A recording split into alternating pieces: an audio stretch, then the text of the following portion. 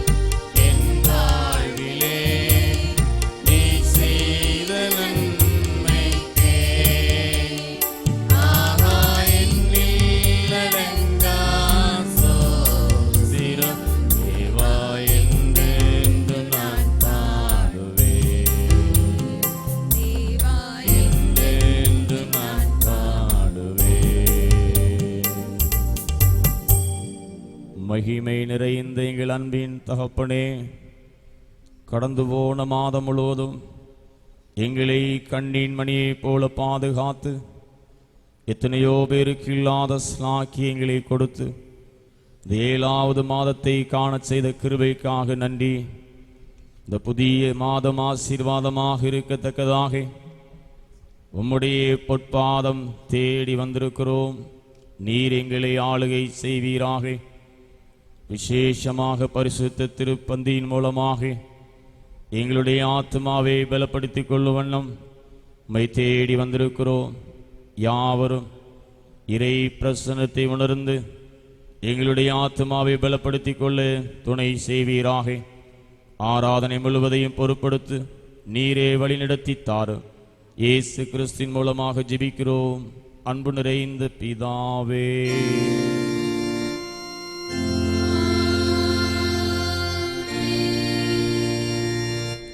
ஆண்டவருக்கு மாட்சி உண்டாகவும் ஆராதனைக்கு ஆரம்பமாகவும் நாம் யாவரும் எழுந்திருந்து கீதங்களும் கீர்த்தனைகளும் 392 பாடுவோம். நீர் தந்த நன்மையாவும்.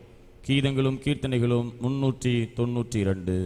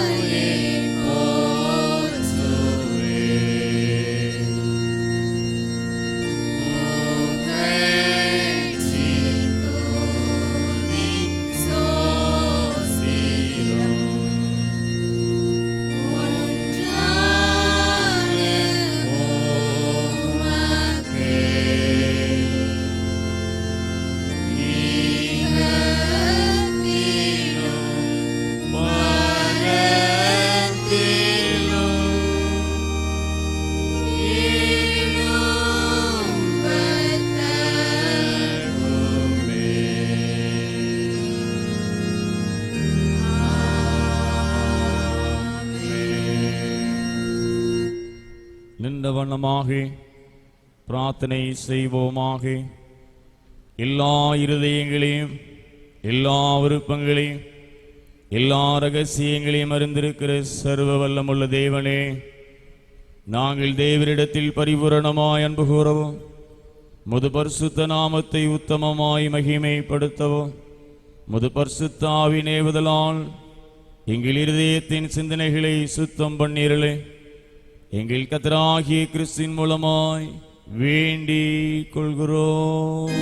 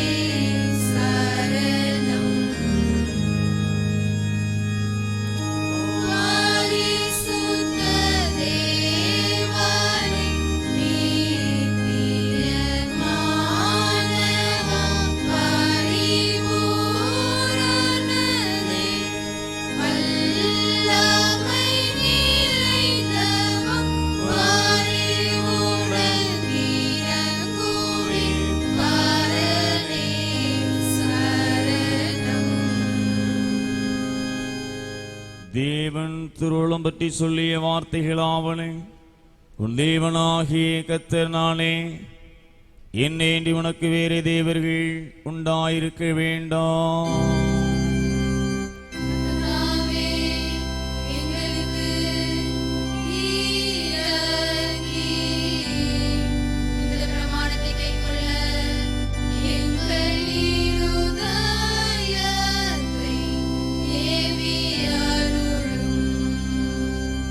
மேலே வானத்திலும் கீழே பூமியிலும் பூமியின் கீழ் தண்ணீரில் உண்டாயிருக்கிற ஒப்பான ஒரு சொர்பத்தை ஆகிலும் யாதொரு விக்கிரகத்தை ஆகிலும் நீ உனக்கு உண்டாக்க வேண்டாம்.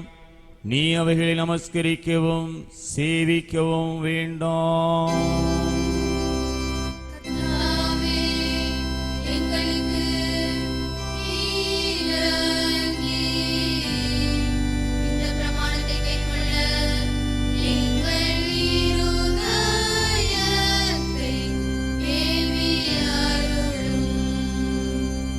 தேவனாகிய கர்த்தருடைய நாமத்தை வீணிலே வழங்காதிருப்பாயாக.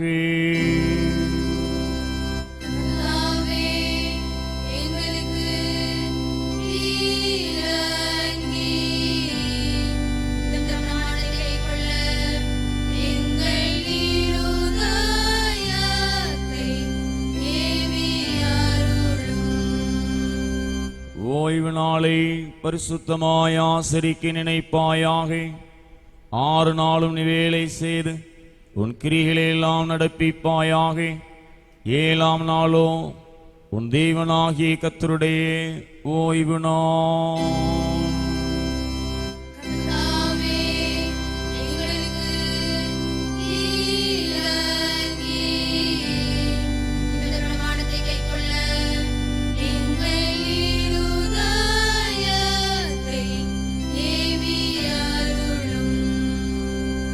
இந்த பூமியிலே உன் வாழ்நாட்கள் நீடித்திருப்பதற்கு உன் தகப்பனையும் உன் தாயையும் கனம் பண்ணுவாயாக.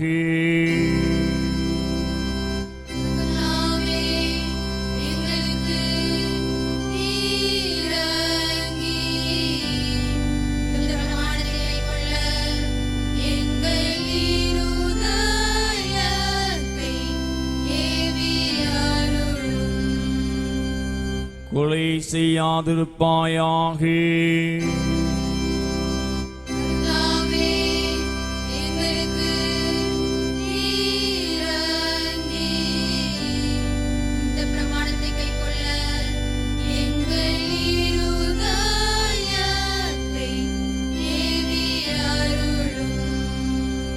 விபச்சாரம் செய்யாதிருப்பாயாக.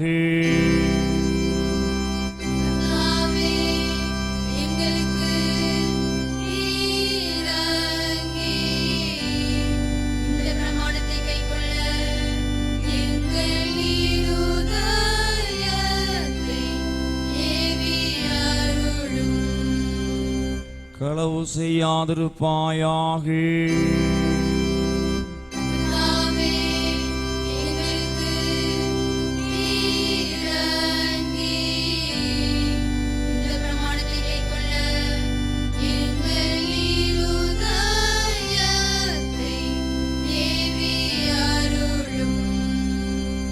பொய் சாட்சி சொல்லாதிருப்பாயாக.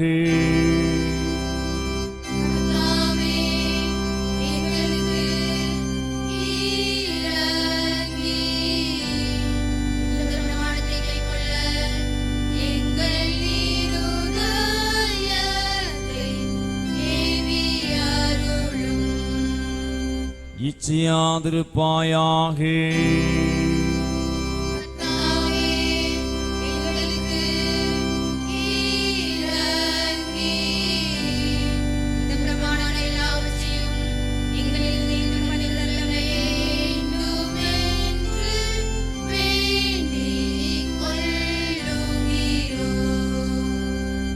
பிரியமானவர்களே, வாசிக்க கேட்ட கற்பனையின் அடிப்படையில் நம்மை நாமே ஆராய்ந்து பார்ப்போம். வேதம் சொல்லுகிறது, மனுஷனுக்கு புறம்பே இருந்து அவனுக்குள்ளே போகிறதொன்றும் அவனை தீட்டுப்படுத்த மாட்டாது. அவன் உள்ளத்திலிருந்து புறப்படுகிற காரியங்களே அவனை தீட்டுப்படுத்தும். ஆகவே நாம் நம்முடைய குற்றங்களை உணர்ந்து பாவ மன்னிப்பை பெறும்படியாக தேவனுடைய கிருபையை தேடி முழங்கால் படியிட்டு மௌனமாக நம்மை நாமே சோதித்தறிவோமாக. நாம் யாவரும் முழங்கால் படியிடுவோம். பாவங்களை அறிக்கை செய்வது நமது விசேஷித்த கடமையாக இருக்கிறது.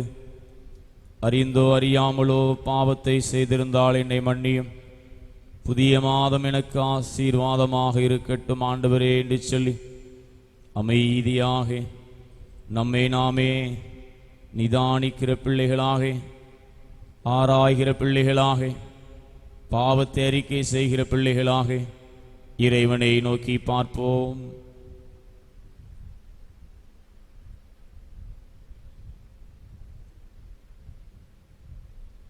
நாம் கடவுளுக்கு முன்பாக நீதிமான்கள் அல்ல என்கிற உணர்வோடு பொதுவான பாவறிக்கை ஜெபத்தை நாம் யாவரும் சேர்ந்து சொல்லுவோம்.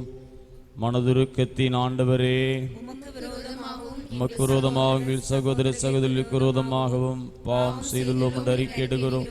கிறிஸ்து நாமத்தை சொல்லி என் தீமை விட்டு விலகவில்லை. இயேசு கிறிஸ்து காட்டிய நீதி வழிகளை நாங்கள் உண்மையாக பின்பற்றவில்லை. உம்முடைய விடுதலை பணியில் உலகில் மோடு நாங்கள் சேர்ந்து செயலாற்றவில்லை என்று அறிக்கையிடுகிறோம். கிருபை நிறைந்த ஆண்டவரே, உடைய மிகுந்த இரக்கத்தினால் பாவமுறைகளை சுத்திகரி உடைய பரிசுத்த ஆவியினால் விடுதலை பெறவும் புது ஜீவனுள்ளாய் வாழவும் உம்மோடும் சக மனிதரோடும் சமாதானத்தில் வாழவும் அருள் புரிந்தருளும். ஆமென். இயேசு கிறிஸ்துவின் வழியாக கடவுள் உண்மையாய் மனம் திரும்புகிற யாவருக்கும் அருளப்படுகிறேன். கிருபை நிறைந்த வேத வசனங்களை கேளுங்கள். துன்மார்க்கன் தன் வழியையும் அக்கிரமக்காரன் தன் நினைவுகளை விட்டு கர்த்தரிடத்தில் திரும்ப கடவன். அவர் அவன் மேல் மனதுருகுவார். நம்முடைய தேவனிடத்திற்கே திரும்ப கடவன். அவர் மன்னிக்கிறதற்கு தயை பெருத்திருக்கிறார். மேற்குக்கும் கிழக்குக்கும் எவ்வளவு தூரமோ அவ்வளவு தூரமாய் அவர் நம்முடைய பாவங்களில் நம்மை விட்டு விலக்கினார். வருத்தப்பட்டு பாரம் சுமக்கிறவர்களே, நீங்கள் எல்லாரும் என்னிடத்தில் வாருங்கள், நான் உங்களுக்கு இளைப்பாறுதல் தருவேன். தேவன் தம்முடைய ஒரே பேரான குமாரனை விசுவாசிக்கிறவன் எவனோ அவன் கெட்டு போகாமல் நித்திய ஜீவனை அடையும்படிக்கு அவரை தந்தருளி இவ்வளவாய் உலகத்தில் அன்பு கூர்ந்தார். பாவிகளை இரட்சிக்க கிறிஸ்து இயேசு உலகத்தில் வந்தார் என்கிற வார்த்தை உண்மையும் எல்லா அங்கீகரிப்புக்கும் பாத்திரமானது.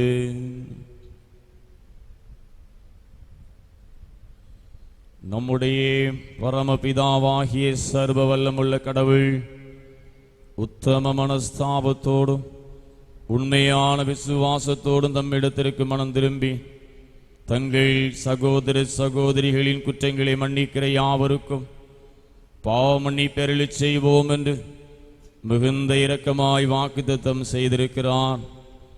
அவர் நம்முடைய கர்த்தராகிய இயேசு கிறிஸ்து நிமித்தம் உங்களுக்கு இறங்கி உங்கள் பாவங்கள் எல்லாவற்றையும் மன்னித்து அவையில் உங்களை விடுதலையாக்கி சகல நன்மையில் உங்களை உறுதிப்படுத்தலில் நிறுத்தி உங்களை நித்திய ஜீவக்கரையில் சேர்ப்பாராக.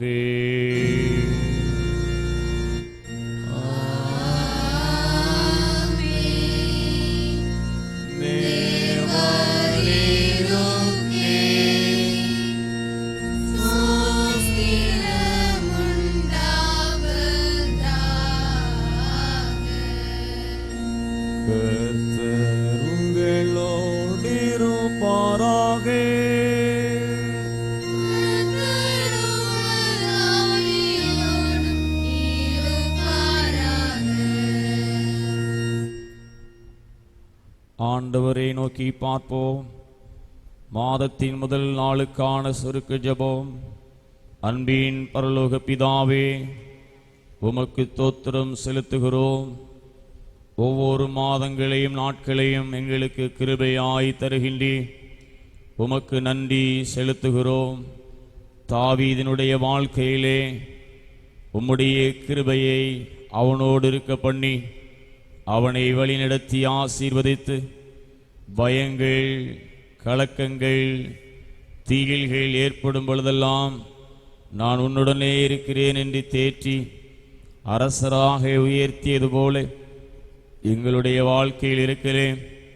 பயங்கள், பிரச்சனைகள், பாடுகளிலிருந்து விலக்கி எங்களை ஆசீர்வதித்தருள வேண்டும் என்று இயேசு கிறிஸ்துவின் மூலமாக ஜெபிக்கிறோம். அன்பு நிறைந்த பிதாவே.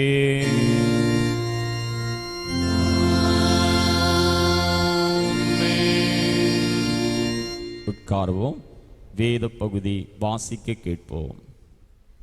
வாசிக்க வேண்டிய நிருப பகுதி அப்போஸ்தலனாகிய பரிசுத்த பவுல் ரோமாபுரியருக்கு எழுதின நிருபம் 12ஆம் அதிகாரம் 9ஆம் வசனம் முதல் 19ஆம் வசனம் அடங்கியுள்ள இதனுடைய வார்த்தைகளை கேளுங்கள். ரோமர் 12ஆம் அதிகாரம். உங்கள் அன்பு மாயமற்றதாயிருப்பதாக, தீமையை வெறுத்து நன்மையை பற்றி கொண்டிருங்கள். சகோதர சிநேகத்திலே ஒருவர் மேல் ஒருவர் பட்சமாயிருங்கள். கனம் பண்ணுகிறதிலே ஒருவருக்கொருவர் முந்திக் கொள்ளுங்கள். அசதியாயிராமல் ஜாக்கிரதையாயிருங்கள். ஆவியிலே அனலாயிருங்கள். கர்த்தருக்கு ஊழியம் செய்யுங்கள். நம்பிக்கையிலே சந்தோஷமாயிருங்கள். உபத்திரத்திலே பொறுமையாயிருங்கள். ஜெபத்திலே உறுதியாய் தரித்திருங்கள். பரிசுத்தவானுடைய குறைவில் அவர்களுக்கு உதவி செய்யுங்கள். அந்நியரை உபசரிக்க நாடுங்கள். உங்களை துன்பப்படுத்துகிறவர்களை ஆசீர்வதியுங்கள். ஆசீர்வதிக்க வேண்டியது என்று சபியாதிருங்கள். சந்தோஷப்படுகளுடனே சந்தோஷப்படுங்கள். அழுகளுடனே அழுங்கள். ஒருவர் ஒருவர் ஏக சிந்தையாய் உள்ளவராய் இருங்கள். மேட்டுமையானவைகளை சிந்தியாமல் தாழ்மையானவர்களுக்கு இணங்குங்கள். உங்களையே புத்திமான்கள் என்று எண்ணாதிருங்கள். ஒருவனுக்கும் தீமைக்கு தீமை செய்யாதிருங்கள். எல்லா மனுஷருக்கு முன்பாகவும் யோக்கியமானவைகளை செய்ய நாடுங்கள். கூடுமானால் உங்களால் ஆன மட்டும் எல்லா மனுஷரோடும் சமாதானமாய் இருங்கள்.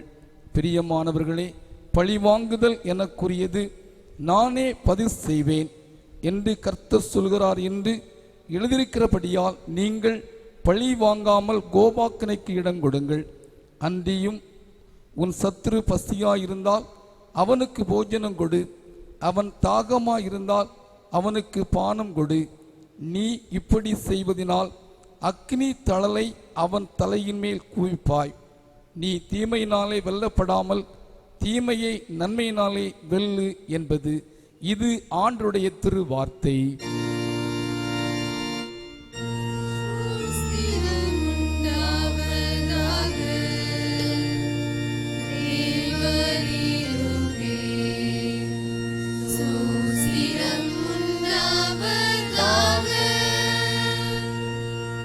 சுவிசேஷ வாக்கியத்திற்காக யாவரும் எழுந்து நிற்போம். வாசிக்கும்படியாக கொடுக்கப்பட்டுள்ள நற்செய்தி பகுதி மத்தேயு எழுதின நற்செய்தி நூல் 5ஆம் அதிகாரம் 1ஆம் வசனம் முதல் வாசிக்க கேட்போம். பரிசுத்த மத்தேயு 5ஆம் அதிகாரம் 1ஆம் வசனம் முதல். இயேசு திரளான ஜனங்களை கண்டு மலையின் மேல் ஏறினார். அவர் உட்கார்ந்த பொழுது அவருடைய சீசர்கள் அவரிடத்தில் வந்தார்கள். அப்பொழுது அவர் தமது வாயை திறந்து அவர்களுக்கு உபதேசித்து சொன்னது என்னவென்றால், ஆவியில் எளிமை உள்ளவர்கள் பாக்கியவான்கள், பரலோக ராஜ்யம் அவர்களுடையது. துயரப்படுகிறவர்கள் பாக்கியவான்கள், அவர்கள் ஆறுதல் அடைவார்கள். சாந்த குணம் உள்ளவர்கள் பாக்கியவான்கள், அவர்கள் பூமியை சுதந்தரித்துக் கொள்ளுவார்கள். நீதியின் மேல் பசிதாகம் உள்ளவர்கள் பாக்கியவான்கள், அவர்கள் திருப்தி அடைவார்கள். இரக்கமுள்ளவர்கள் பாக்கியவான்கள், அவர்கள் இரக்கம் பெறுவார்கள்.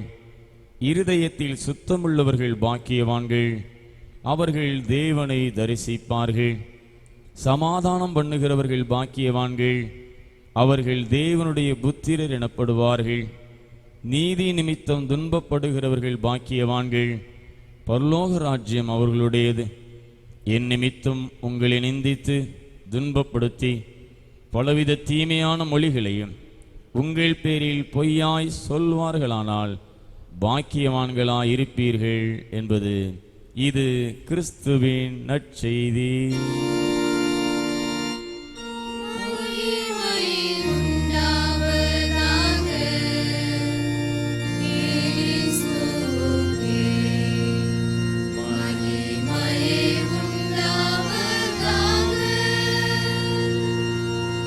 நாம் யாவரும் எழுந்திருந்து நம்முடைய நிசையா விசுவாச பிரமாணத்தை நாம் யாவரும் சேர்ந்து ஏறெடுப்போம். வானத்தையும் பூமியையும் காணப்படுவதும் காணப்படாததுமான எல்லாவற்றையும் படைத்தவராயிருக்கிற சர்வவல்லமையுள்ள பிதாவாகிய ஒரே தேவனை விசுவாசிக்கிறேன். ஒரே கர்த்தருமாய் தேவனுடைய ஒரே பேரானந்தமாய் இயேசு கிறிஸ்துவை விசுவாசிக்கிறேன். அவர் சகலமுள்ளவருமானவரே, நமது பிதாவினாலே ஜெனிப்பிக்கப்பட்டவர், தெய்வத்தில் தெய்வமானவர், ஜோதியில் ஜோதியானவர், மெய்தேவனில் மெய்தேவனானவர், உண்டாக்கப்படாமல் ஜெனிப்பிக்கப்பட்டவர், பிதாவோடு ஒரே தன்மையுடையவர், சகலத்தை உண்டாக்கினவர், மனிதனாகிய நமக்காகவும் நமக்கு இரட்சிப்புண்டாகும் பரலோகத்தில் இறங்கி பரிசுத்த ஆவியினாலே தோற்றத்தை மனிதனானார். நமக்காக கொஞ்சம் நாட்டின் காலத்தில் சிலுவையில் அறையுண்டு பாடுபட்டு அடக்கம் பண்ணப்பட்டார். வேத வாக்கின்படி 3ஆம் நாள் உயிர்த்தெழுந்தார். பிதான் வலது வாசலில் இருக்கிறார். இருளோரை மட்டும் நியாயத்திற்கு மைந்தோரை திரும்ப வருவார். ராஜனுக்கு முடிவில்லை.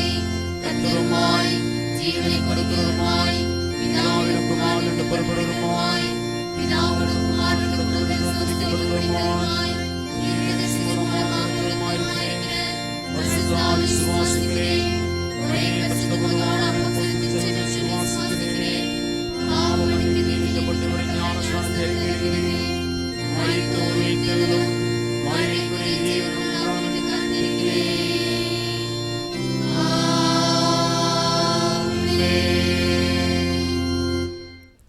செய்திக்கு ஆயத்தமாக யாவரும் எழுந்திருந்து கீதங்களும் கீர்த்தனைகளும் 394வது பாடலை பாடுவோம். எந்நாளுமே துதிப்பாய் நாத்துமாவே நீ எந்நாளுமே துதிப்பாய். 394வது பாடல்.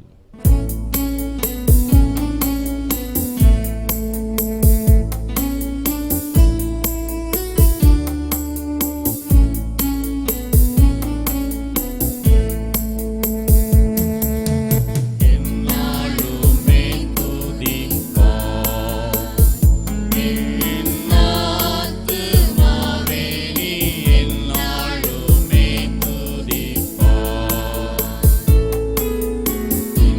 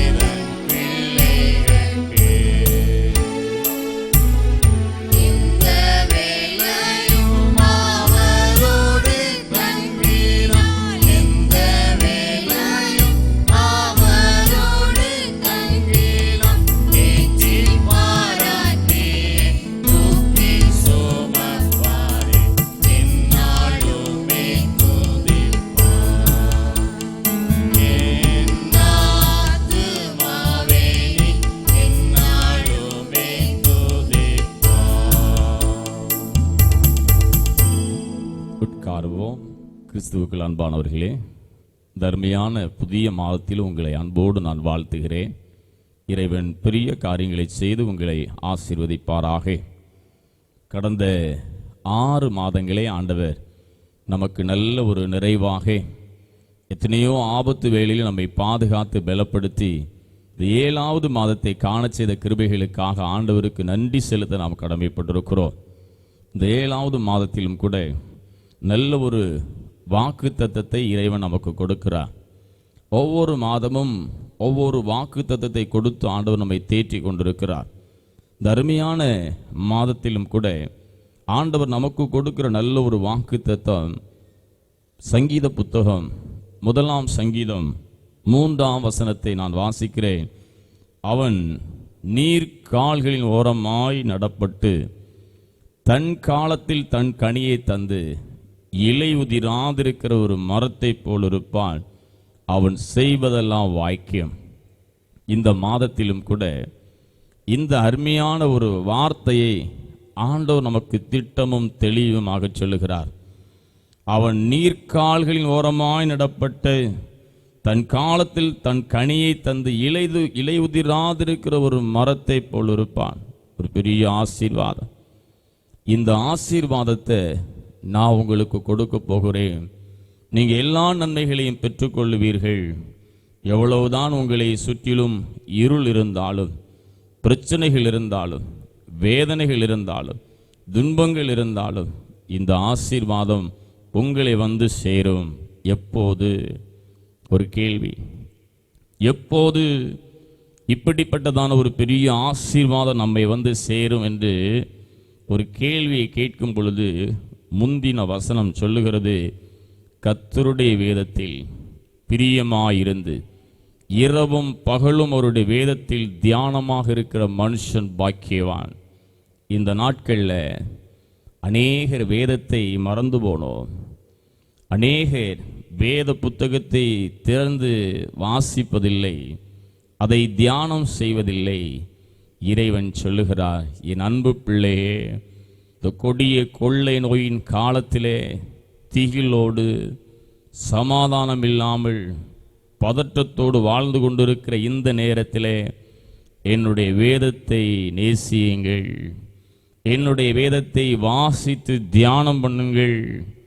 அது உங்களுக்கு ஜீவன் உண்டாக வழி செய்யும். அதை நீங்கள் வாசிக்க வாசிக்க ஒரு நீர் கால்களில் ஓரமாய் நடப்பட்ட மரத்தைப் போல ஆரோக்கியமாவீர்கள். நீங்கள் என்னென்ன காரியங்களை செய்வீர்களோ அது வாய்க்கும் என்று இந்த 7வது மாதத்தில் ஆண்டவர் திட்டமும் தெளிவுமாக நமக்கு பேசுகிறார். இதை கேட்டுக்கொண்டிருக்கிற ஒவ்வொரு பிள்ளைகளும் இந்த நேரத்தில் நாம் சிந்திக்க அழைக்கப்பட்டிருக்கிறோம். ஒவ்வொருவரும் அதிகமாக சிந்திக்கணும். நான் வேதத்தை வாசிக்கிறேனா? எந்த அளவு இந்த வேதத்தை நான் நேசிக்கிறேன் என்பதை கட்டாயம் நாம் சிந்திக்க அழைக்கப்பட்டிருக்கிறோம். இந்த கர்த்தருடைய வேதம் குறைவற்றதும் ஆத்துமாவை உயிர்ப்பிக்கிறதுமாய் இருக்கிறது. கர்த்தருடைய சாட்சி சத்தியமும் வேதையை ஞானியாக்குறதுமாய் இருக்கிறது என்று வேதத்தில் எழுதப்பட்டிருக்கிறது. ஒவ்வொருவரும் சிந்தியுங்கள். இந்த கொடிய காலத்தில் நான் நேரத்தை எப்படி செலவழித்து கொண்டிருக்கிறேன்? வேதத்தை எடுத்து வாசிக்கிறேனா? இந்த வேதத்தின் ரகசியங்களை நான் தியானம் பண்ணுகிறேனா? இந்த ஆண்டவருடைய வார்த்தை உயிர் தரும் வாக்கு என்று போடப்பட்டிருக்கிறது. இந்த வேதம் அனைவருடைய வீட்டிலும் இருக்கிறது. ஆனால் அநேகர் அதை வாசிப்பதில்லை. ஆனால் இறைவன் சொல்லுகிறான், இந்த வேதத்தை வாசிக்கிற பிள்ளைகளுக்கு குறைவில்லை. உங்களுடைய ஆத்துமா உயிர்ப்பிக்கப்படுகிறது. வேதத்தை வாசிக்கிற பிள்ளைகளுக்கு அது ஞானத்தை கொடுக்கிறது. இந்த வேதத்தை வாசிப்பதை பற்றி நாம் அதிகமாக சிந்தித்து இந்த மாதத்தில் ஆண்டவரே நான் இந்த வேதத்தை நான் வாசிப்பேன் அப்படின்னு நீங்கள் பொருத்தனை பண்ணும் பொழுது இறைவன் சொல்லுகிறான், நீ நீர்க்கால் ஓரமாய் நடப்பட்ட மரத்தை போல் இருப்பாய். நீ செய்வதெல்லாம் வாய்க்கும் என்று இறைவன் சொல்லுகிறான். வேதாகமம் கடவுள் நமக்கு அருளிய வாக்கு. இந்த அருமையான வாக்கை நம்முடைய தாய்மொழியிலே பெற்றிருப்பது ஒரு பெரிய ஒரு சிலாக்கியம். இந்த வேதத்தை பற்றி நீங்கள் ஆழ்ந்து சிந்திக்கும் பொழுது இந்த வேதம் நம்முடைய தாய்மொழியிலே எப்பொழுது நமக்கு வந்து சேர்ந்தது என்று சொல்லி இன்றைக்காவது நாம் சிந்தித்து அதற்கு நாம் நன்றி செலுத்தியிருக்கிறோமா? சிந்தியுங்கள். இந்த வேதத்தை பார்க்கும் பொழுது அரமேயம், கிரேக்கம், லத்தீன், சீரியா, கோபதிக், அதன் பிறகு ஆங்கிலத்தில், அதன் பிறகு தமிழில் சீகன் பால்கு ஐயா மூலமாக நமக்கு வந்தது. ஆங்கிலத்தில் 1328ஆம் ஆண்டு, தமிழ் 1727ஆம் ஆண்டு. ஆனாலும் 1727ஆம் ஆண்டு வந்த இந்த திருமறையை எல்லாராலும் வாசிக்க முடியாது. அதன் பிறகு நம்முடைய கையிலே கொடுக்கப்பட்டுள்ள அந்த தமிழ் திருமறையை ஒவ்வொருவரும் அதை மொழிபெயர்ப்பு செய்து கொண்டே இருக்கிறார்கள். 1796ஆம் ஆண்டு பெப்ரிசியஸ் என்கிற ஒரு மொழிபெயர்ப்பு வந்தது. 1840ஆம் ஆண்டு இரேனியூஸ் என்கிற ஒரு மொழிபெயர்ப்பு வந்தது. 1851ஆம் ஆண்டு பெர்சிவல் என்கிற ஒரு மொழிபெயர்ப்பு வந்தது. 1871ஆம் ஆண்டு பவர் மொழிபெயர்ப்பு என்று ஒரு மொழிபெயர்ப்பு வந்தது. அந்த பவர் மொழிபெயர்ப்பு தான் இன்றைக்கு நம்முடைய கைகளிலே இருக்கிறது. அது கிறிஸ்துவுக்கு பின் 1871ஆம் ஆண்டு தான் வந்தது. அதன் பிறகு 1931ஆம் ஆண்டு லார்சன் என்கிற ஒரு மொழிபெயர்ப்பு வந்தது. 1944ஆம் ஆண்டு மோனகன் என்கிற ஒரு மொழிபெயர்ப்பு வந்தது. 1995ஆம் ஆண்டு திருவிவிலியம் என்று ஒரு மொழிபெயர்ப்பு எல்லாரிடத்திலும் இப்பொழுது இருக்கிறது. இப்படியாக நம்முடைய தாய்மொழியிலே சிறப்பாக வந்த இந்த வேதத்தை நினைத்து ஆண்டவருக்கு நன்றி செலுத்த வேண்டும். ஆண்டவரே, எத்தனையோ ஆண்டுகள் கழித்து நாங்கள் எல்லாரும் இப்பொழுது கையிலே வைத்து வாசித்து கொண்டிருக்கிற இந்த பவர் மொழிபெயர்ப்பு 1871ஆம் ஆண்டு தான் ஆண்டவர் கையிலே வந்தது. அதிலிருந்து நாங்கள் எங்களுடைய முன்னோர்கள் நாங்கள் எல்லாரும் இதை வாசித்து கொண்டிருக்கிறோமே. இந்த வேதத்தை படித்தால் எவ்வளவு ஆசீர்வாதம். நான் படிக்கிறேன் ஆண்டவரே, இன்றைக்கு நீங்கள் ஒரு பிரார்த்தனை செய்யுங்க. நீங்கள் நீர்க்கால்கள் ஓரமாக நடப்பட்ட மரத்தை போல நீங்கள் இருந்து நீங்கள் செய்வதெல்லாம் வாய்க்க வேண்டும் என்று சொன்னால் இந்த வேதத்தை எடுத்து வாசியுங்கள். இந்த வேதத்தின் ரகசியத்தை பார்க்கும் பொழுது இந்த வேதம் ஒரு நம்மை உருவாக்கக்கூடிய ஒரு வேதமாக இருக்கிறது. அதுதான் ரொம்ப முக்கியம். இந்த வேதம் நம்மை உருவாக்கக்கூடியதாக இருக்கிறது. இந்த வேதம் நம்மை உருவாக்கும். ஆரம்பத்தில் பார்க்கும் பொழுது ஆண்டவருடைய வார்த்தை வல்லம் உள்ளது. படைப்பை பற்றி சொல்லப்பட்டிருக்கிறது. இதில் ஒழுங்கின்மையும் வெறுமையுமாயிருந்த பூமியை ஆண்டவர் தமது வாக்கினாலே அவர் உருவாக்குவதை பார்க்கிறோம். இந்த வார்த்தை நம்மை உருவாக்கும். அதே வேளையில் இன்றைக்கு நம்முடைய வாழ்க்கை ஒழுங்கின்மையும் வெறுமையுமாய் காணப்பட்டால் நாம் இந்த வேதத்தை வாசிக்க வாசிக்க வாசிக்க நாம் உருவாக்கப்படுகிறோம். அனுதினமும் இந்த வேதத்தை நீங்கள் தவறாமல் தியானிக்கும் பொழுது அங்கு சொல்லப்பட்டிருக்கிறது, அண்ட சராசரங்களையும் தமது வாக்கினாலே உருவாக்கிய ஆண்டவர் நம்மை அனுதினமும் அவருடைய பாதையிலே நம்மை உருவாக்குவார். அதான் ரொம்ப முக்கியம். அவருடைய பாதையிலே நடக்க செய்து நம்மை உருவாக்குவார்.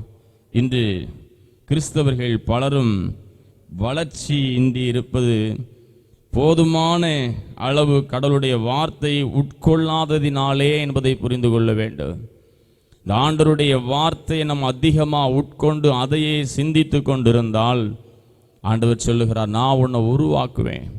அநேகர் உன்னை ஆச்சரிய கண்களோடு பார்ப்பார்கள். இந்த வேதத்தை நேசிக்க நேசிக்க நேசிக்க நீங்கள் ஒரு உருவாக்கக்கூடிய ஒரு நல்ல ஒரு பலனை பெறுவீர்கள். நீதிமொழிகள் 3ஆம் அதிகாரம் 1ஆம் 2ஆம் வசனத்தை வாசித்து பார்க்கும் பொழுது, என் மகனே, என் போதகத்தை மறவாதே, உன் இருதயம் என் கட்டளைகளை காக்க கடவது, அவைகள் உனக்கு நீடித்த நாட்களையும் தீர்க்காயுசையும் சமாதானத்தையும் பெருக பண்ணும் என்று அழகாக எழுதப்பட்டிருக்கிறது. அவைகள் உனக்கு நீடித்த நாட்களை தீர்க்காயுசையும் சமாதானத்தையும் பெருக பண்ணும். இன்றைக்கு இந்த உலகத்தில் தீர்க்காயலோடு வாழ வேண்டும் என்று ஆசைப்படுறோம். நீடித்த நாட்களாக இந்த உலகத்தில் இருக்கணும்னு ஆசைப்படுறோம். சமாதானம் உள்ளவர்களாக இருக்க வேண்டும் என்று சொல்லி ஆசைப்படுறோம். இவையெல்லாம் எப்பொழுது கிடைக்கும் என்று சொன்னால், அவருடைய வேதத்தில் உங்களுடைய கண்கள் பதியும் பொழுதுதான் இப்படிப்பட்ட ஆசீர்வாதங்கள் உண்டாகும் என்பதை நாம் புரிந்து கொள்ள வேண்டும்.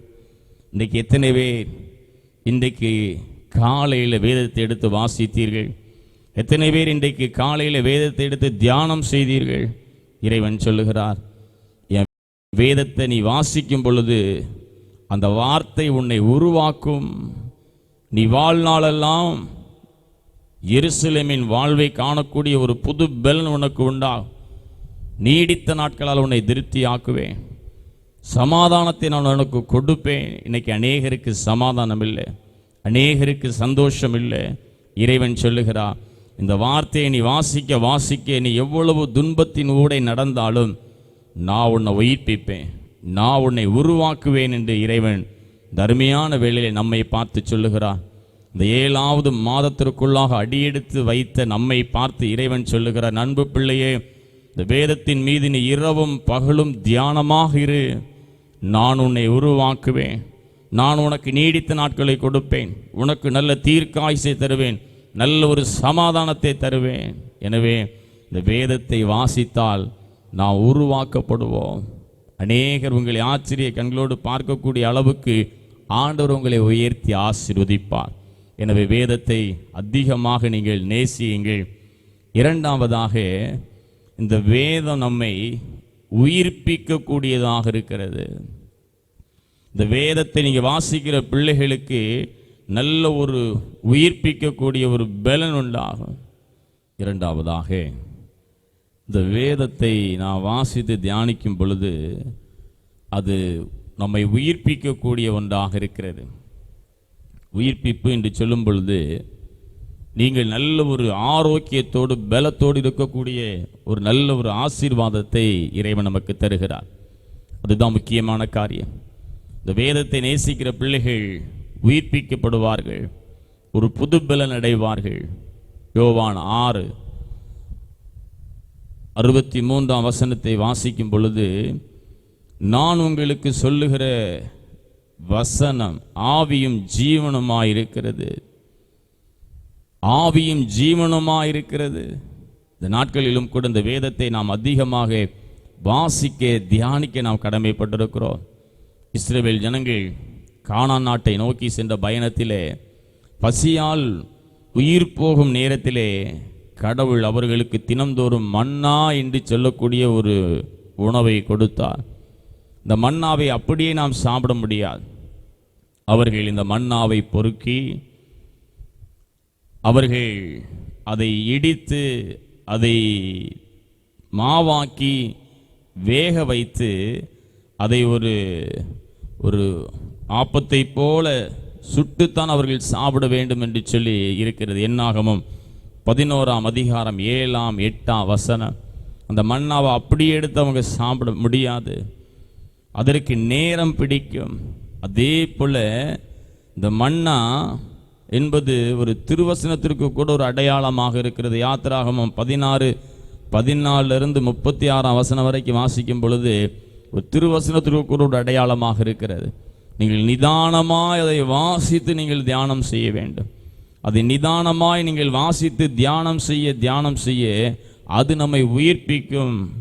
அதே போல் ஆன்மீக வாழ்வில் அவர்கள் நம்மை அது உயிர்ப்பிக்கக்கூடிய ஒன்றாக இருக்கிறது. ஆன்மீக வாழ்விலே வேதத்தை வாசிக்க அது நம்மை உயிர்ப்பிக்கக்கூடியதாக இருக்கிறது. எனவே தான் நீதிமொழிகள் 4:10 என் மகனை கேள், என் வார்த்தைகளை ஏற்றுக்கொள், அப்பொழுது உன் ஆயுசின் வருஷங்கள் அதிகமாகும். நீ என் வசனத்தை ஏற்றுக்கொள், அதை படி, அதன் மீது என்னுடைய கண்களை நீ பதி, அப்பொழுது உன் ஆயுசின் வருஷங்கள் விருத்தியாகும். ரொம்ப தெளிவாக எழுதப்பட்டிருக்கிறது. ஆனால் இன்றைக்கு இந்த வேதத்தை மறந்து போகிறோம். இந்த வேதத்தை எடுத்து வாசிப்பதற்கு நமக்கு நேரம் இல்லை. இன்றைக்கு இந்த 7ஆம் மாதத்தில் இறைவன் நம்மை பார்த்து சொல்லுகிற, அன்பு பிள்ளையே, இந்த வேதத்தை அதிகமாக நேசி. நீ இந்த வேதத்தை மறந்தால் நான் உன்னுடைய பிள்ளையை மறந்து விடுவேன். இந்த வேதத்தை அவ்வளவுக்கு அதிகமாக நாம் நேசிக்க வேண்டும். அது உயிர்ப்பிக்கக்கூடிய ஒன்றாக இருக்கிறது. நீதிமொழிகள் 4ஆம் அதிகாரம் 20ஆம் வசனத்தில் நீங்கள் வாசிக்கும் பொழுது, என் மகனே என் வார்த்தைகளை கவனி, என் வசனத்திற்கு உன் செவியை சாய், அவைகள் உன் கண்களை விட்டு பிரியாதிருப்பதாக, அவைகளை உன் இருதயத்திற்குள்ளே நீ காத்துக்கொள். ரொம்ப அழகாக சொல்லப்பட்டிருக்கிறது. என் மகனே என் வார்த்தைகளை நீ கவனி, காலையில் எழுந்து தினம் தினம் நீ அதை வாசி, அதை தியானம் பண்ணு. அடுத்த வசனத்தை நீங்கள் வாசிக்கும் பொழுது, அவைகளை கண்டுபிடிப்பவர்களுக்கு அவைகள் ஜீவனும் அவர்கள் உடலுக்கெல்லாம் ஆரோக்கியமாக இருக்கிறது.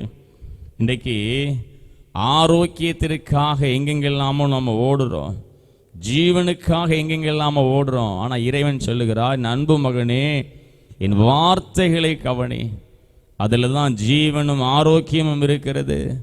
நீ அதிகமாக அதை நேசி, அது உனக்கு நல்ல ஒரு பலனை கொண்டு வரும். நாம் உயிர்ப்பிக்கப்பட வேண்டுமென்றால் கடவுளின் வார்த்தைக்கு தரமான நேரத்தை செலவிட்டு ஆழ்ந்து தியானிக்கும் போது அவருடைய வாக்கு நம்மை உயிர்ப்பிக்கிறது என்பதை நீங்கள் புரிந்து கொள்ள வேண்டும்.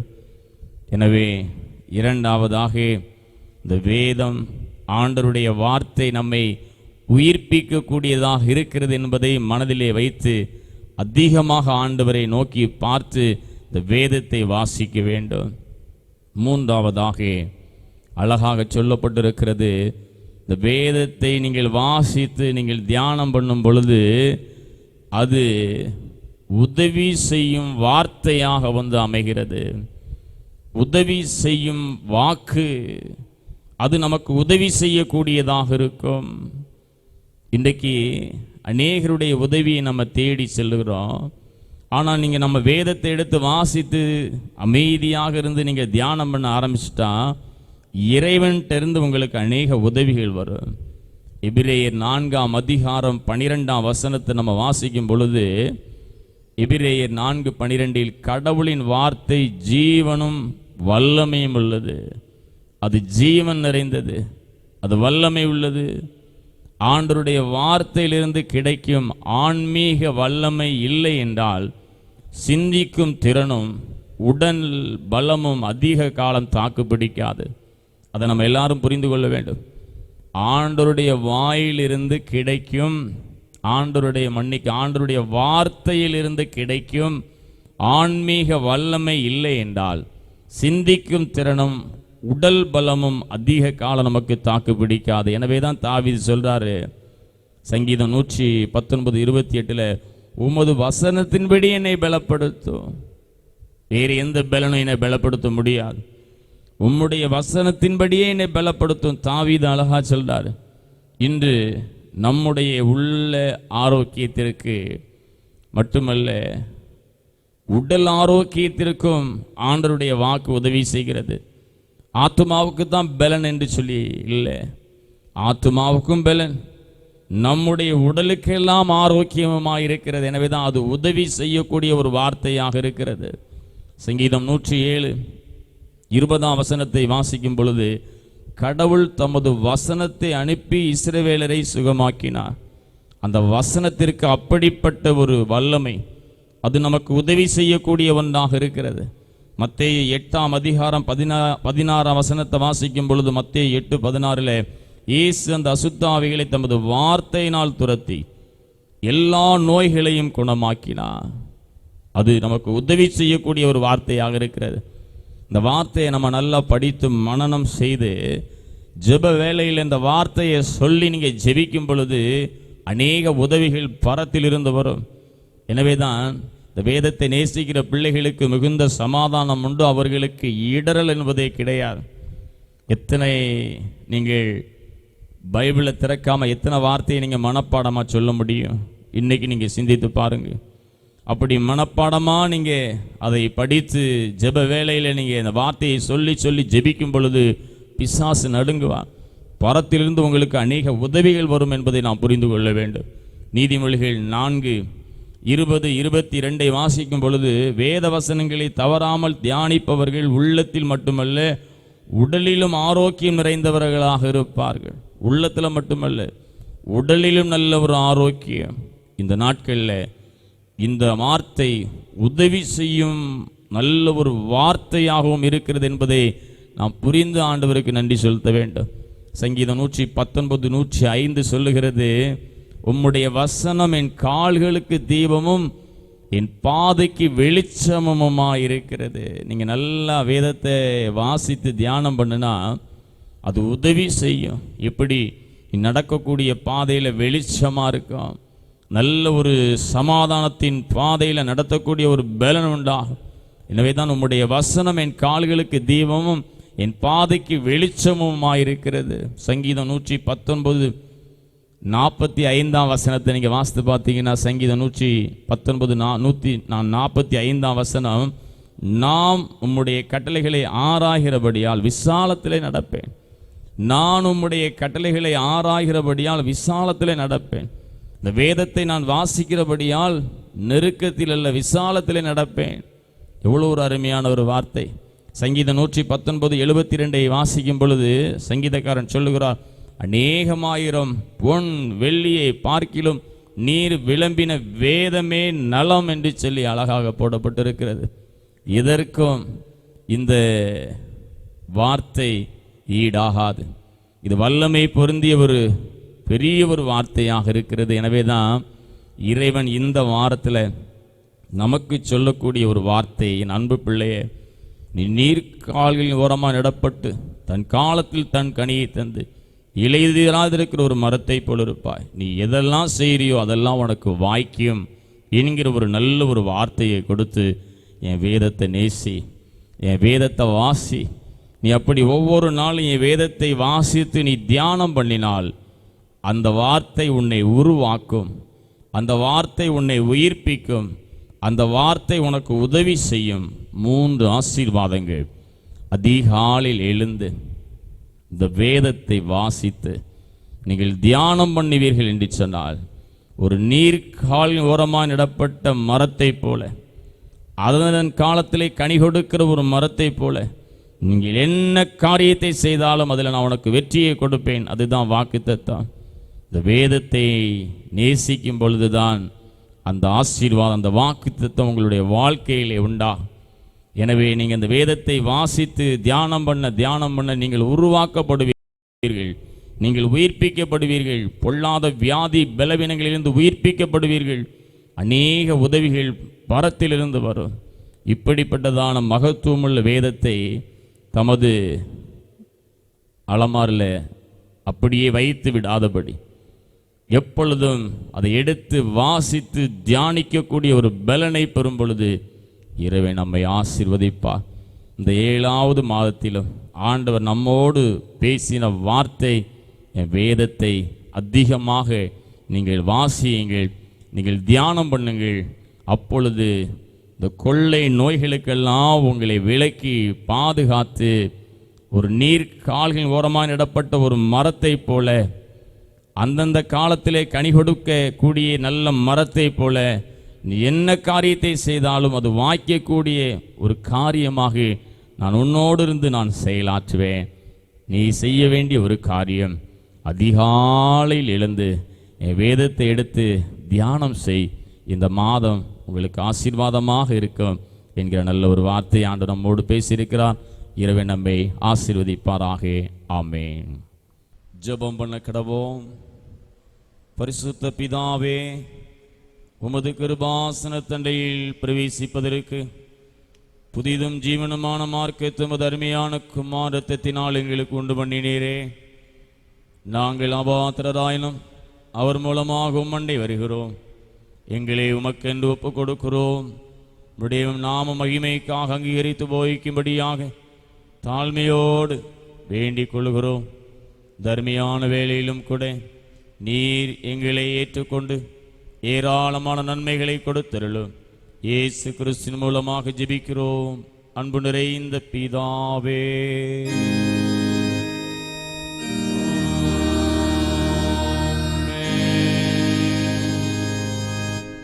அப்பம் விற்கதலுக்காக யாவரும் எழுந்து நிற்போம். இதோ சகோதர ஒருமித்து வாசம் பண்ணுகிறது எவ்வளவு நன்மையும் எவ்வளவு இன்பமானது. அந்த ஒரே அப்பத்தில் நாம் எல்லாரும் பங்கு பெறுகிறபடியால் அநேகரான நாம் ஒரே அப்பமும் ஒரே சரீரமுமாய் இருக்கிறோம்.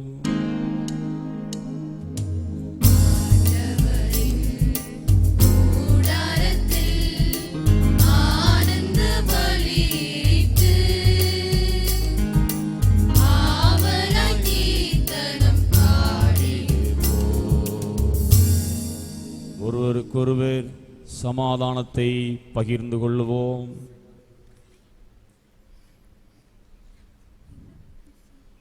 ஜெபம் பண்ண கடவோம்.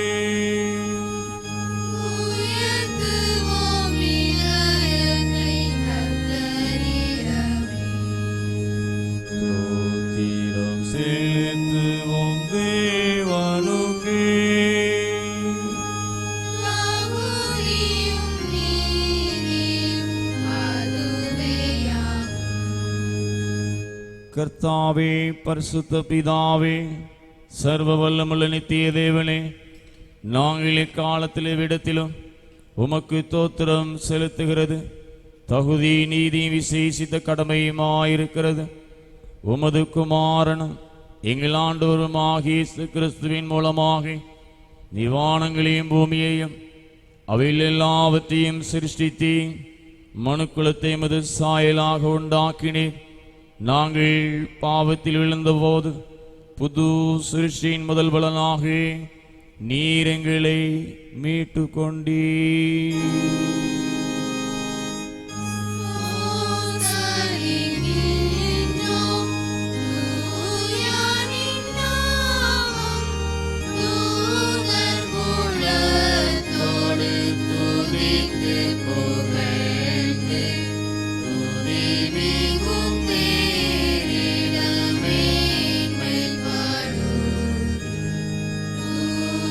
Yes, in a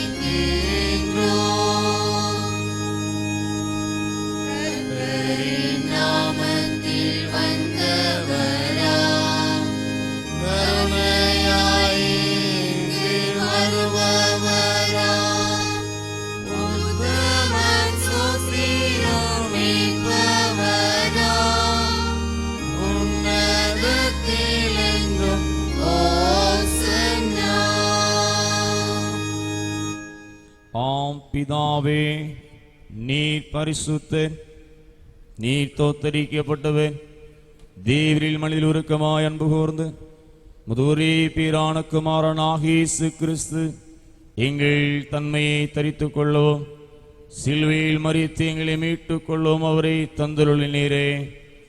அவர் சிலுவையில் ஒரே தரம் தம்மை தாமேக வழியாக ஒப்பு கொடுத்து சர்வலோகத்தின் பாவங்களை நிவர்த்தி செய்வதற்கு நிறைவும் பூரணமும் போந்ததுமான பலியையும் காணிக்கை பரிகாரத்தையும் செலுத்தினதுமல்லாமல் தமது அருமையான மரணத்தை இன்றைக்கும் நினைப்போட்டு ஞாபகத்தை நியமித்து தாம் திரும்ப வருமளவும் நாங்கள் இதை அனுசரித்து வரும்படி தமது பரிசுத்த சுவிசேஷத்தில் கட்டளையிட்டருளினாரே. அவர் தாம் காட்டி கொடுக்கப்பட்ட ராத்திரியிலே அப்பத்தை எடுத்து தோத்திரம் பண்ணி அதை பிட்டு சீசர்களுக்கு கொடுத்து, நீங்கள் வாங்கி புசியுங்கள், இது உங்களுக்காக கொடுக்கப்படுகிற என்னுடைய சரீரம், என்னை நினைவுகூரும்படி செய்யுங்கள் என்றார். அப்படியே போஜனம் பண்ணின பின்பு அவர் பாத்திரத்தையும் எடுத்து தோத்திரம் பண்ணி அவர்களுக்கு கொடுத்து, நீங்கள் எல்லாரும் இதிலே பானம் பண்ணுங்கள், இது பாவ மன்னிப்பு உண்டாகும்படி உங்களுக்காகவும் அநேகருக்காகவும் சிந்தப்படுகளே புது உடன்படிக்கைக்குரிய என்னுடைய இரத்தம், இதை பானம் பண்ணும் பொழுதெல்லாம் என்னை நினைவுகூரும்படி செய்யுங்கள் என்று திருவிழம் பற்றினோம்.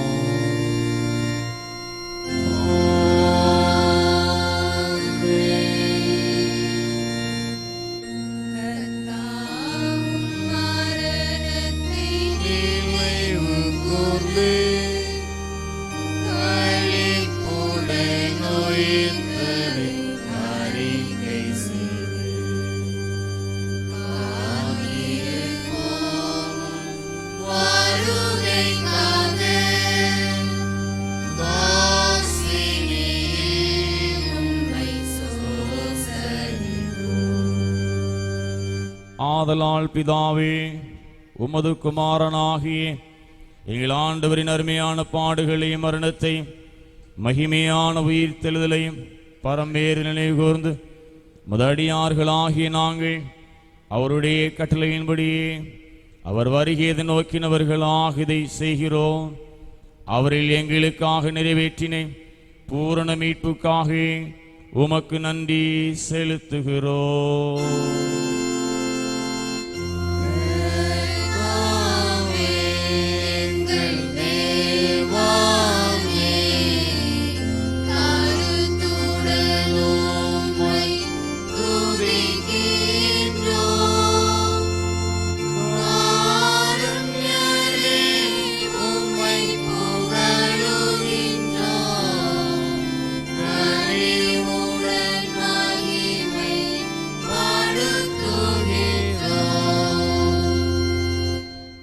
இரக்கமுள்ள பிதாவே, நாங்கள் பிற்கிறப்போம் கிறிஸ்துனுடைய சரீரத்தின் ஐக்கியமாய் நாங்கள் ஆசீர்வதிக்கிற பாத்திரம் கிறிஸ்துனுடைய இரத்தத்தின் ஐக்கியமாய் இருக்கும்படி எங்களையும் நீரே தந்த அப்பத்தையும் திராட்சரசத்தையும் முது பரிசுத்த ஆவியினால் பரிசுத்தப்படுத்த வேண்டும் என்று மிகுந்த தாழ்மையோடு பிரார்த்திக்கிறோம். நாங்கள் எல்லாரும் எங்கள் ஆண்டவராகிய கிறிஸ்துவில் கூட்டி இணைக்கப்பட்டவர்களாகி விசுவாசத்தில் ஒருமைப்படவும் தலையாகி அவருக்குள் எல்லாவற்றிலையும் வளரவும் கிருபை செய்யும். அவரோடும் பரிசுத்த ஆவியோடும் ஐக்கியமாயிருக்கிறேன். சர்வ வல்லமுள்ள பிதாவாகிய உமக்கு அவர் மூலமாய் சகல கணமும் மகிமையும் என்றென்றைக்கும் உண்டாவதாக.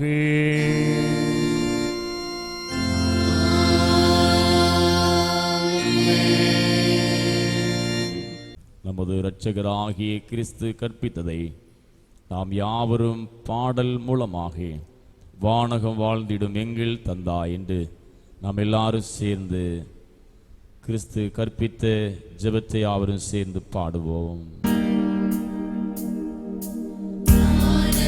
வாழ்ந்திடும் எங்கள் தந்தான் வாழ்கவும் திருநாமம் வருகவும் அரசு பெருகவும் விருப்பம் வாழ்கவும் திருநாமம் வானகம் போல வையகம் தனில் வாழ்கவும் திருநாமம் தினமெங்கள் உணவை தயவுடன் தாரும் வாழ்கவும் திருநாமம் பாவங்கள் யாவும் பொறுத்தமையாள் வாழ்கவும் திருநாமம் பிறப்பிலை நாங்கள் பொறுப்பது போல வாழ்கவும் திருநாமம் சோதனையில் நம்மை விலக்கிய காரும் வாழ்கவும் திருநாமம் தீவினை இருந்தே மீட்டிட வாரும் வாழ்கவும் திருநாமம் ஆட்சியும் ஆற்றலும் அனைத்துள்ள மாண்பும் வாழ்கவும் திருநாமம் அன்று மொழிந்தும் இறைவனே உமதே வாழ்கவும் திருநாமம் ஆமென் ஆமென் அநாதியாய் ஆமென் வாழ்கவும் திருநாமம் ஆமென் ஆமென் அநாதியாய் ஆமென் வாழ்கவும் திருநாமம். நம்முடைய அபாத்திர நிலைமை உணர்ந்து பார்க்கிற பிள்ளைகளாக ஆண்டவரை நோக்கி பார்ப்போம். வெளியேற பெற்ற பந்தியிலே சேர்வதற்கு பரிசுத்தம் மகா பரிசுத்தம் வேண்டும். இந்த நாட்களிலும் கூட அறிந்தோ அறியாமலோ பாவத்தை செய்திருந்தால் என்னை மன்னி. இந்த திருவிருந்து ஆராதனையின் பிரசன்னத்தை உணர்கிற பிள்ளைகளாக நாங்கள் எல்லாரும் இதிலே கலந்து கொண்டிருக்கிறோம். எங்களை பரிசுத்தப்படுத்தும். எங்களுடைய ஆத்மா இந்த திருவிருந்து ஆராதனையின் பிரசன்னத்திலே பலனடைய வேண்டும் என்று சொல்லி அமைதியாக நாம் எல்லாரும் பரிசுத்தப்படுத்த வேண்டும் என்று சொல்லி இறைவனை நோக்கி பார்ப்போம்.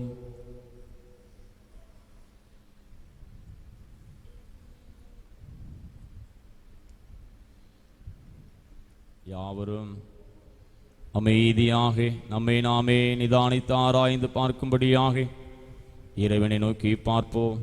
இந்த வெளியேற பெற்ற பரிசுத்த திருவிருந்திலே கலந்து கொள்வதற்கு பரிசுத்த வேண்டும்.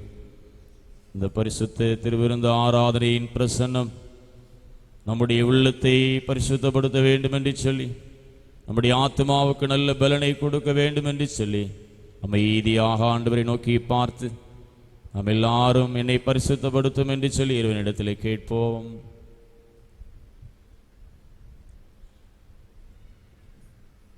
நாம் யாவரும் சேர்ந்து தாழ்மையின் ஜெபத்தை மனத்தாழ்மையோடு ஆண்டவரிடத்தில் ஏறெடுப்போம்.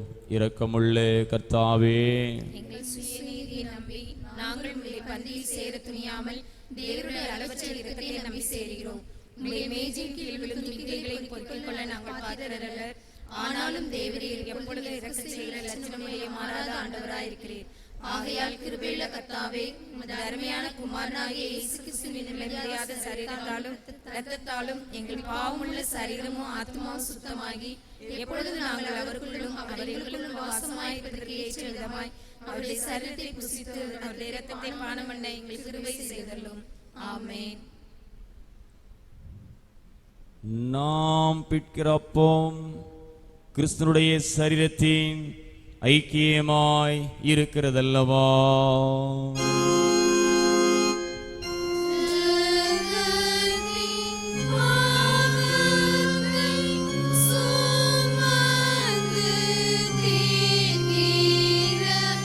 தேவா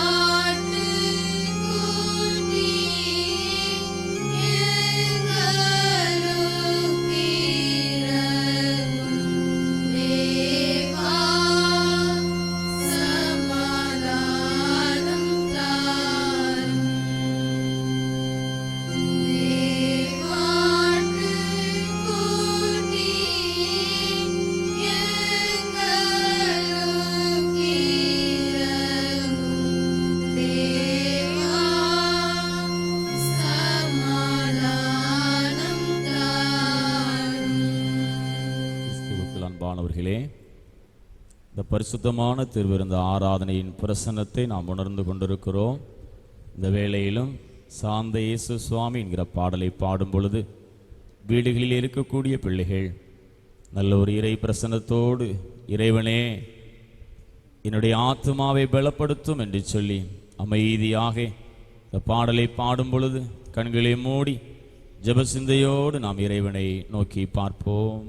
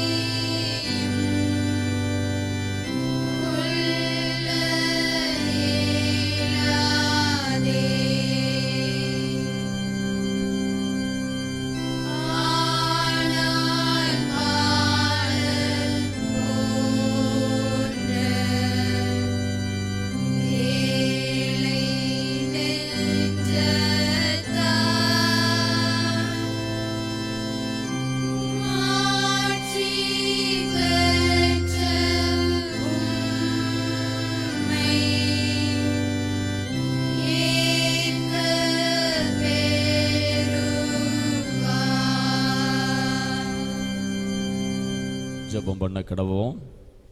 கிறிஸ்துவின் சரீரமும் இரத்தமுமாகிய சாக்கிரமந்தை விசுவாசத்தினால் பெற்றுக்கொண்டவர்களாகிய நாம் அவருக்கு தோத்திரம் செலுத்துவோமாக.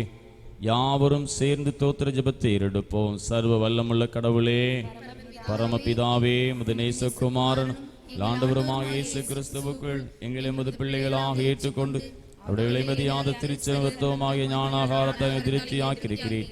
எங்கள் பாவங்களை மன்னித்து இன்னுமுள்ள வாழ்வு எங்களுக்கு வாக்கு பண்ணியிருக்கிறேன். அளவிடப்படாத நன்மைகளுக்காக சோசரிக்கிறோம். சரீரமும் ஆத்மாவா எங்களை தூய விருள்ள பலியாக உமக்கு படைக்கிறோம். இதுவே நாங்கள் செய்ய உள்ளார்ந்த வழிபாடு. நாங்கள் இந்த உலகத்தின் போக்கின்படி ஒழுகாமல் கடவுளின் திருவிழம்பதனை தெரிந்தெடுக்க எங்கள் உள்ளம் புதுப்பிக்க பெற்று மாற்றமடி அருள் புரிவீராக. கடைசி நாங்களும் உதய மக்கள் அனைவரோடு என்றும் உள்ள அரசின் மகிழ்ச்சியை பெறத்தக்கதாக உலகில் நமக்கு கீழ்ப்படிந்து நடக்க எங்களுக்கு அருள் புரியும். உம்மோடு தூய ஆவியானவரோடு ஒரே கடவுளாய் நின்று வீட்டிலிருந்து ஆளுகை செய்யும் எங்கள் ஆண்டவர் இயேசு கிறிஸ்துவின் மூலமாய் வேண்டிக் கொள்கிறோம்.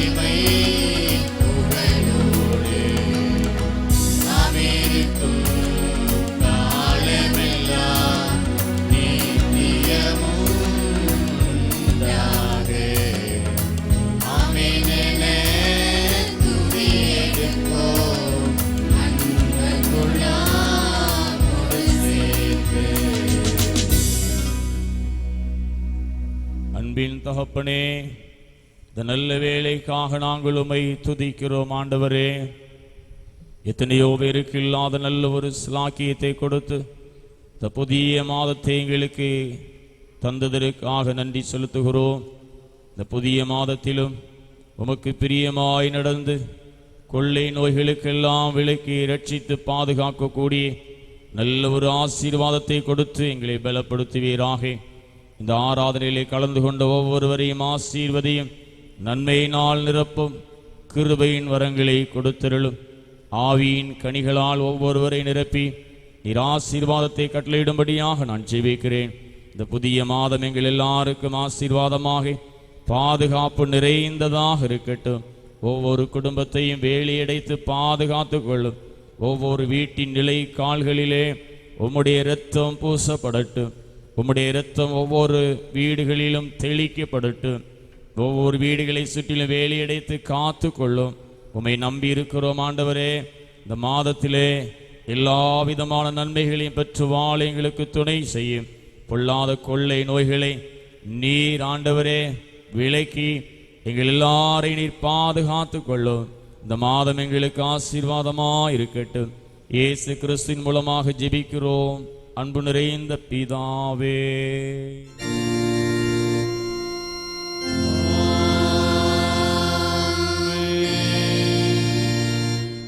எல்லா புத்திக்கும் மேலான தெய்வ சமாதானம் உங்களோடு இருந்து நீங்கள் தேவனையும் அவருடைய குமாரனாகி நம்முடைய நாதர் இயேசு கிறிஸ்துவை பற்றி அறிவிலும் அன்பிலும் நிலைத்திருக்கும்படி உங்கள் இருதயத்தை சிந்தையும் காக்க கடவது பிதா குமாரன் பரிசுத்தாவியும் ஆகிய சர்வல்லமை பொருந்தி தேவனுடைய ஆசீர்வாதம் உங்களுக்குள்ளே இருந்து எப்பொழுதும் உங்களோட நிலைத்திருக்க கடவது.